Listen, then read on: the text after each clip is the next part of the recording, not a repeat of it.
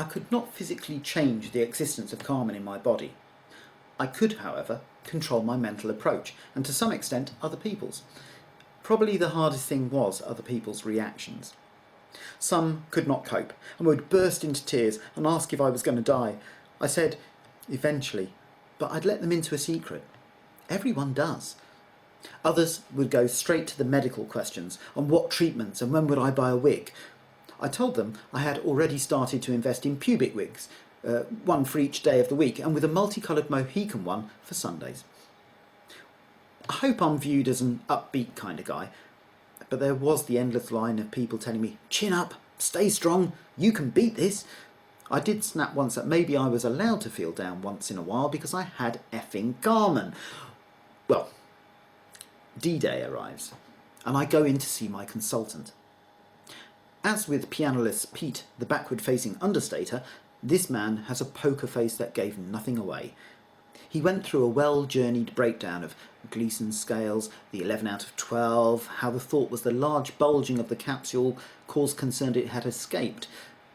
Eventually, he told me the result of the MRI and CT was there was no metastasis into the bones or lymphs. He sat for a brief moment to assess my reaction.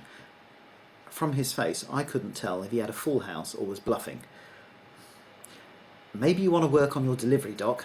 That would be the bit I'd kick off with.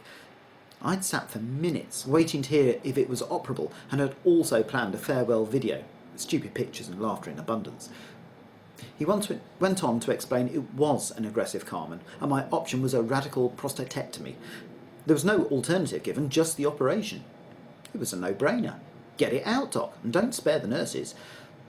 I was given a rundown of the side effects and their varying degrees, but in my mind I would live and make the most of any circumstances.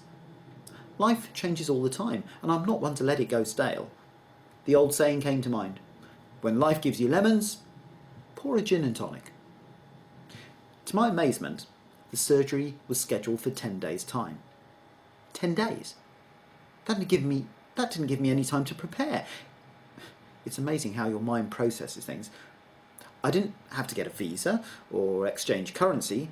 Does it take 10 days to buy new underwear, which would never be seen anyway? Prepare for what? Lying on a table in another open-back gown. It was at that time I received one of the greatest acts of alternative support. I told you I'm a Taekwondo teacher. Well, I was due to take my next black belt grading in November. I had informed our head office of my impending operation, and 2 days later I got a phone call. Michael, so you're not going to Australia then? You git, I thought. No, sir, was my gritted teeth reply. Well, you'll be in no state to do the grading in November. Is this guy for real? So how about we do it next Saturday and bank it?